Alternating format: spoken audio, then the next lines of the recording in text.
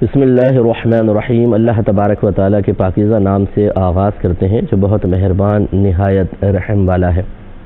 الحمدللہ درس بخاری کا سلسلہ جاری و ساری ہے اور ہم پچھلے پروگرام میں 793 نمبر حدیث پاک تک پہنچ چکے تھے، اور ایک دفعہ پھر اس کو میں دہرا دیتا ہوں کہ حضرت ابو ہریرہ رضی اللہ تعالی عنہ بیان کرتے ہیں کہ نبی کریم صلی اللہ علیہ وسلم مسجد میں داخل ہوئے، پھر ایک شخص مسجد میں آیا، اس نے نماز پڑھی، پھر وہ سرکار مدینہ صلی اللہ علیہ وسلم کی بارگاہ میں حاضر ہوا اور آپ کو سلام کیا۔ نبی کریم صلی اللہ علیہ وسلم نے اس کا سلام کا جواب دیا، پھر فرمایا کہ واپس جائیں، پھر نماز پڑھیں، کیونکہ آپ نے نماز نہیں پڑھی۔ اس نے نماز دہرائی، پھر آیا، پھر اس نے سلام کیا، پھر نبی نے یہی واپس نماز نہیں پڑھی۔ پھر اس شخص نے کہا کہ اس ذات کی قسم جس نے آپ کو حق کے ساتھ بھیجا ہے، میں اس سے زیادہ اچھی نماز نہیں پڑھ سکتا، بس آپ مجھے بتائیے کہ میں کیسے نماز پڑھوں۔ تو رحمت کونین صلی اللہ علیہ وسلم نے فرمایا کہ جب تم نماز کی طرف کھڑے ہو تو اللہ اکبر کہو، پھر تم آسانی سے جتنا قرآن پڑھ سکتے ہو پڑھو، پھر رکوع کرو حتیٰ کہ تم اطمینان سے رکوع کرو، پھر رکوع سے سر اٹھا کے کھڑے ہو جاؤ حتیٰ کہ اعتدال سے سیدھے کھڑے ہو جاؤ، پھر سجدہ کرو حتیٰ کہ اعتدال سے سجدہ کر لو، پھر سجدے سے سر اٹھا کر اطمینان سے بیٹھ جاؤ، پھر دوسرا سجدہ کرو حتیٰ کہ اطمینان سے سجدہ کر لو، پھر اپنی پوری نماز اسی طرح پڑھو۔ اس پہ تھوڑا تبصرہ ہو چکا ہے کہ ہمارے آقا صلی اللہ علیہ وسلم چونکہ شارع علیہ السلام ہیں، آپ پر ایک بھاری ذمہ داری تھی کہ اپنی وہ امت جو اس وقت آپ کے زمانے میں آپ کے سامنے موجود ہے، اس کی اس انداز سے اصلاح اور تربیت فرما دیں کہ قیامت تک آنے والے ان واقعات سے اور ان تمام امور سے ہدایت حاصل کر سکیں اور ان کے لیے دین کا کوئی بھی پہلو تشنہ نہ رہ جائے۔ قرآن نے اجمالی طور پہ احکام بیان کیے، یعنی تفصیل بیان نہیں کی۔ پھر ہمارے آقا صلی اللہ علیہ وسلم نے قرآن پاک کی گویا کہ ایک طرح سے حدیثوں کی شکل میں قولی تفسیر اور اپنے عمل کے ذریعے ایک عملی تفسیر باقاعدہ دکھائی، لیکن اس میں بھی یقیناً تمام پہلو واضح نہ ہو سکے، کیونکہ موجودہ دور اور کئی ادوار ایسے آتے رہیں گے جس میں تبدیلیاں ہوتی رہیں گی اور لوگوں کو مسائل نئے ان کے ذہن میں آئیں گے، نئی پریشانیاں، نئی آزمائشیں۔ تو پھر ہمارے آقا صلی اللہ علیہ وسلم نے اپنے اس مختصر سے دور زندگی میں ایسے اصول وضع فرما دیے کہ قیامت تک کا کوئی بھی مسئلہ تشنہ نہیں رہ جائے گا، اس کو حل کر لیا جائے گا۔ اس لیے اب یہ ہماری بھی ذمہ داری ہے جو اہل اسلام ہیں کہ حتی الامکان کوشش کریں کہ وہ دین کو زیادہ سے زیادہ عام کریں، جتنی اللہ تعالیٰ نے ان کو استطاعت دی ہے، جتنی توفیق الہی حاصل ہے، جتنی ہمت ہے، جتنی ان کی کثرت مصروفیات کے بعد ان کے لیے دیگر جو فراغت کے اوقات ہیں جس میں وہ آرام سے تبلیغ کر سکتے ہیں، وہ جتنا وہ کر سکتے ہیں کریں۔ اسی طرح عوام الناس کو بھی چاہیے کہ وہ سیکھے اور دوسروں تک بیان نہیں پہنچائے، ورنہ اگر صرف ہم تبلیغ دین چند لوگوں تک محدود کر دیں اور سمجھیں کہ انہی کی ذمہ داری ہے تو پھر کبھی بھی دین کا کام آگے نہیں بڑھ سکتا۔ پھر یہ بھی آپ کو سمجھا دیا تھا کہ صحابہ کرام علیہم الرضوان بعض تو نبی کریم صلی اللہ علیہ وسلم کی تسلسل سے صحبت میں رہتے تھے، قریب لوگ تھے، تو وہ ہر چیز کو جان گئے تھے، اچھی طریقے سے وہ مسائل کو سیکھ چکے تھے۔ لیکن جو باہر کے لوگ ہوتے تھے وہ نبی کریم صلی اللہ علیہ وسلم کے مقرر کردہ مبلغین سے دین سیکھتے تھے،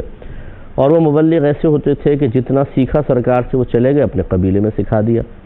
تو وہ اپنی حد سے آگے نہیں بڑھتے تھے، تو پھر لوگوں کو ہر چیز کا حل مکمل طور پہ معلوم نہیں ہو پاتا تھا۔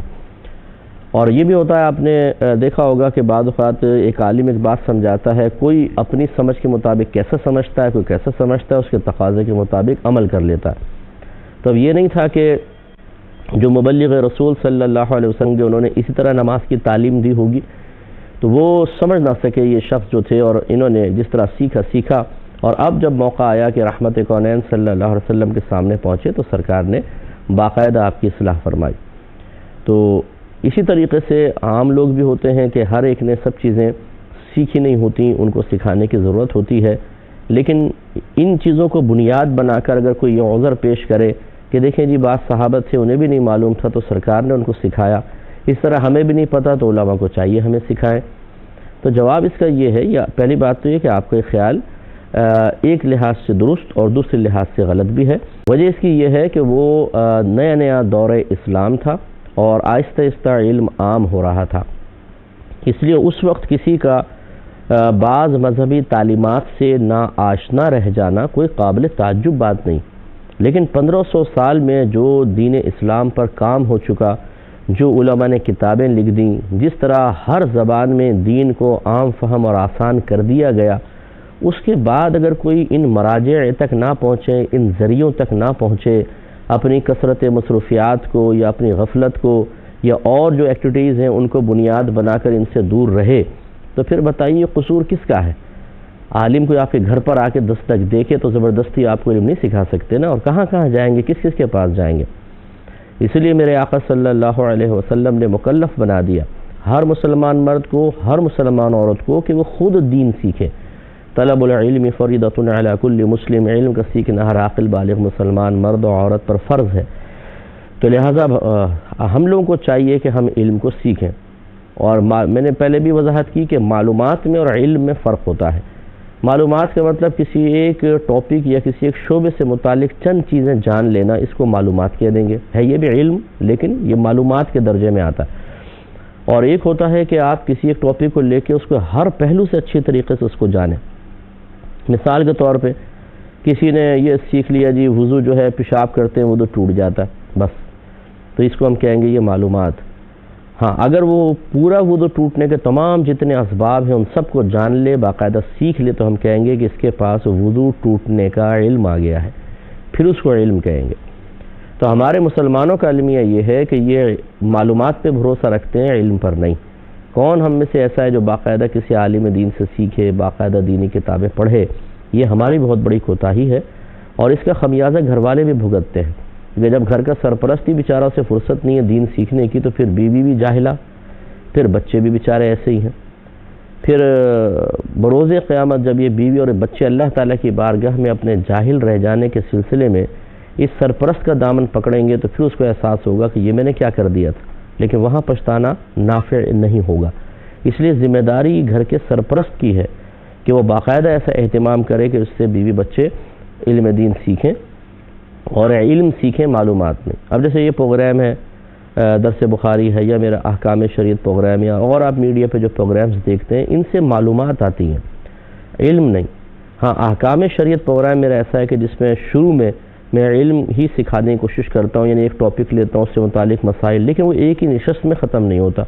وہ یقینی سی بات ہے بہت سارے پروگرامز میں جا کے پورا ٹاپک کور ہوتا ہے، اور اس میں ہوتا یہ ہے کہ کچھ ہم دیکھ رہے ہوتے ہیں، ایک آدھ جو پروگرام ہے درمیان کے نکل جاتے ہیں تو وہ سلسلہ ٹوٹ جاتا ہے، بعض اوقات بعد والے مسئلے سمجھ میں نہیں آتے کیونکہ ربط ٹوٹ چکا ہے۔ اس لیے باقاعدہ ذہن بنائیں کہ علم کو سیکھا جائے، تاکہ اللہ تعالیٰ کی بارگاہ میں اپنی عبادات کو کامل کر کے اور معاملات کو شرعی تقاضوں کے مطابق حل کر کے، یا معاملات بالکل شرعی تقاضے کے مطابق کر کے اللہ تعالیٰ کی بارگاہ میں گرفت نہ ہو، سرخرو ہو جائے۔ اگلے باب کی طرف آتے ہیں، باب الدعاء فی الرکوع، رکوع میں دعا کرنے کا باب۔ ہماری والدہ سیدہ عائشہ صدیقہ رضی اللہ تعالی عنہا اس کے راویہ ہیں، اور حدیث نمبر ہے 794۔ آپ بیان فرماتی ہیں کہ نبی کریم صلی اللہ علیہ وسلم اپنے رکوع اور سجود میں دعا کرتے تھے، اور وہ دعا یہ تھی کہ سبحانک اللہم ربنا وبحمدک اللہم اغفر لی، یعنی اے اللہ ہمارے رب، اور تیری حمد کے ساتھ یہ دعا ہے کہ اے اللہ تو مجھے بخش دے۔ تو یہ سیدہ عائشہ صدیقہ رضی اللہ تعالیٰ عنہ فرماتی ہیں کہ رکوع میں بھی سرکاری دعا کرتے تھے اور سجدے میں بھی، اور یقینی سی بات ہے کہ اتنی آواز سے یہ ہوتی ہوگی کہ ہماری والدہ سیدہ عائشہ صدیقہ رضی اللہ تعالیٰ عنہ نے اس کو سنا ہے۔ اب سوال یہ پیدا ہوتا ہے کہ یہ نفل نماز تھی یا فرائض تھے؟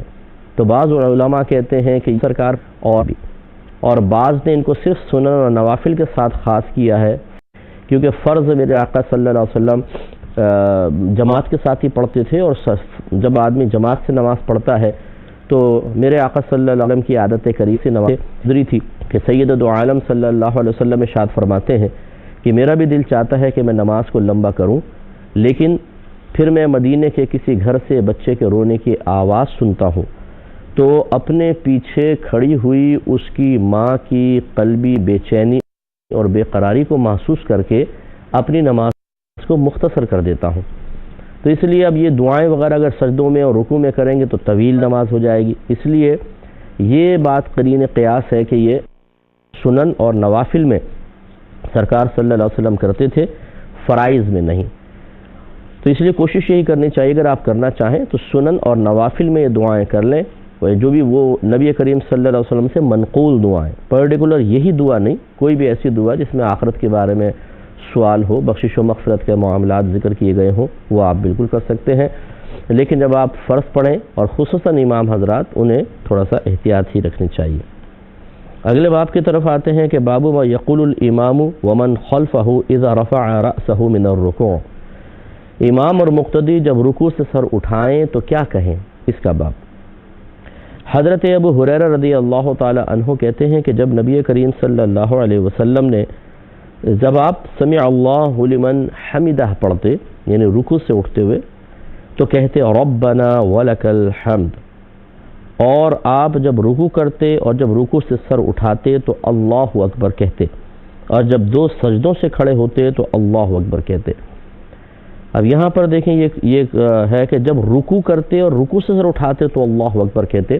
یہ ایک روایت کے مطابق ہے، لیکن اس کے مخالف کثیر روایات ایسی ہیں کہ سرکار نے رکوع سے اٹھتے ہوئے تکبیر نہیں پڑھی ہے، بلکہ وہی سمع اللہ لمن حمدہ ربنا ولک الحمد کھڑے ہو کے آپ فرماتے تھے۔ تو لہذا اس روایت سے بہرحال یہ ثابت ہے کہ حضرت ابو ہریرہ رضی اللہ تعالیٰ عنہ نے سنا ہوگا کہ سرکار نے رکوع سے اٹھتے ہوئے بھی تکبیر پڑھ لی تھی، تو یہ لیکن اکثر جو سرکار کا عمل ہے وہ یہی کہ سجود میں جاتے ہوئے ان سے اٹھتے ہوئے تکبیر ہوتی تھی، لیکن خاص رکوع سے اٹھتے ہوئے یہ تسبیح ہوتی تھی سمع اللہ لمن حمدہ۔ اگلا باب قائم کیا ہے کہ باب فضلی اللہم ربنا لک الحمد، یعنی اللہم ربنا ولک الحمد کہنے کی فضیلت کا باب۔ حدیث نمبر 796 ہے۔ حضرت ابو ہریرہ رضی اللہ تعالیٰ عنہ کہتے ہیں کہ نبی کریم صلی اللہ علیہ وسلم نے ارشاد فرمایا کہ جب امام سمع اللہ لمن حمدہ کہے تو تم کہو اللہم ربنا لک الحمد، کیونکہ جس شخص کا قول فرشتوں کے قول کے موافق ہو گیا اس کے گزشتہ گناہ معاف کر دیے جائیں گے۔ تو یہ پہلے بھی حدیث گزر چکی ہے، اس کا مطلب یہ ہے کہ ایسے کئی معنی بیان کیے ہیں۔ اس کا مطلب یہ ہے کہ جب امام الحمد شریف ختم کرتا ہے تو اس پر یہ جو کہ دعائیہ ایک پوری سورہ ہے تو فرشتے بھی اس پر آمین کہہ دیتے ہیں، اور جب فرشتے آمین کہتے ہیں، یہ الحمد والی میں پہلے عرض کر رہا ہوں، تو جس سرکار نے فرمایا جس کا قول فرشتوں کی آمین کے مطابق ہو گیا اللہ تعالیٰ اس کے گزشتہ گناہ بخش دے گا۔ اسی طریقے سے یہاں سرکار نے ارشاد فرمایا کہ جب سمع اللہ لمن حمدہ امام کہے تو تم کہو اللہم ربنا لک الحمد، گویا کہ جب امام سمع اللہ لمن حمدہ کہتا ہے تو بھی فرشتے وہی جملہ دہراتے ہیں کہ جو ہم مقتدی دہراتے ہیں، ربنا ولک الحمد۔ سرکار نے فرمایا جس کی یہ ربنا ولک الحمد فرشتوں کی ربنا ولک الحمد کے موافق ہو گئی، موافقت اس اعتبار سے بھی ہو سکتی ہے کہ جیسی فرشتوں نے کہا آپ نے بھی ساتھ ساتھ کہہ دیا، یا آہستگی میں موافقت کے جیسے فرشتے آہستہ کہتے ہیں تم بھی آہستہ کہہ دو، اور یہی زیادہ قرین قیاس ہے، تو اللہ تعالیٰ گزشتہ گناہوں کی بخشش فرما دے گا۔ گزشتہ گناہ سے مراد صغیرہ گناہ ہے، اس کی بھی ہم وضاحت کر چکے ہیں کہ کبیرہ گناہ یا تو اللہ تعالیٰ کے کرم سے ہی بخشا جاتا ہے، وہ چاہے تو بغیر کسی سبب کے بخش دے، یا پھر اگر کوئی کافر ہے وہ اسلام لاتا ہے تو اسلام اس کے سابقہ گناہوں کو منہدم کر دیتا ہے، یا پھر حج ہے کہ حج کریں گے میدان عرفات میں پہنچیں گے تمام حقوق اللہ میں کی گئی کوتاہیاں معاف ہو جائیں گی، اور جب مزدلفہ میں پہنچتے ہیں تو جو بندوں کے حق میں کوتاہی کی ہیں وہ تمام گناہ بخش دیے جاتے ہیں۔ اور یا پھر کبیرہ گناہ معاف ہوتے ہیں توبہ سے، کہ جب انسان